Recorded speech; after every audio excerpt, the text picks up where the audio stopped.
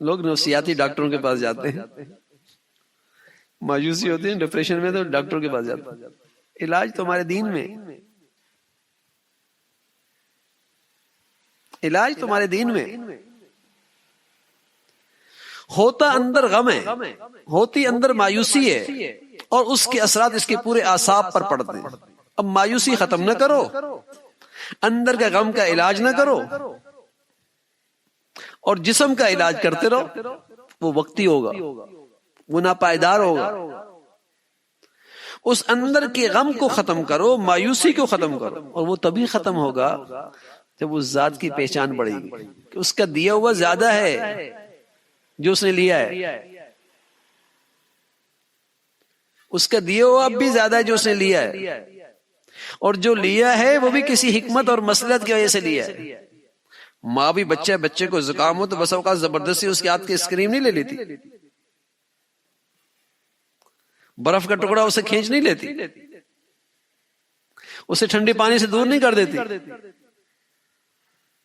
وہ چیختا بھی ہے بچہ، لیکن سب جانتے ہیں کہ ماں اس بچے کی خیر خواہی میں کر رہی ہے،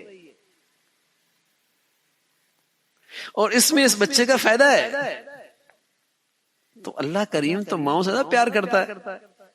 اگر مجھے اس کی پہچان ہو جائے تو بتائیے میرے اندر سے دل کتنا مطمئن رہا ہر حال میں.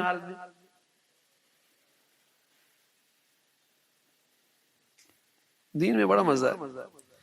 بس ہمارا عمل صرف دین کا مطابق نہ ہو، سوچ بھی دین کے مطابق. آج مسلمانوں میں بدقسمتی ہے، دین کی سوچ نہیں ہے، دین کی سوچ نہیں ہے. عمل تو کچھ کر لیتا ہے ماحول میں رہ کر، سوچ نہیں. اس لیے وہ وظیفے بھی پڑھتی ہے، نفل بھی پڑھتی ہے، پھر بھی مایوس رہتی ہے. سوچ صحیح نہیں بیچاری. شوق اس کا دنیا ہی کا ہے، گھر اس نے دنیا ہی کو سمجھا ہوا ہے. تو جتنی مرضی نمازیں پڑھے، جتنی مرضی وظیفے پڑھے، ذرا سی تکلیفیں آئے گی مایوسی میں چلی جائے گی. لیکن اگر سوچ ٹھیک ہو جائے، گھر تو میرا وہ ہے، زندگی تو میری وہ ہے، اور اللہ مجھ سے پیار کرتا ہے، وہ تو حکیم ذات ہے، جو لیتا ہے دیتا اس سے بہتر چیز ہے. اگر یہ سوچ بن جائے پھر مزہ آئے گا نا. عمل تو کچھ ماحول کی وجہ سے اس کے نیکی کے دینداروں کے ہو جاتے ہیں، لیکن سوچ نہیں ہوتی. جب سوچ نہیں ہوتی تو اصل مسئلہ تو دل و دماغ کا ہے بھائی. جب دل و دماغ کی سوچ خراب ہو گئی کام خراب ہو جائے گا، کام خراب رہے گا. یہ تجاویز ہیں، اندر کی مایوسی ختم کرنا، اندر کی ڈپریشن ختم کرنا.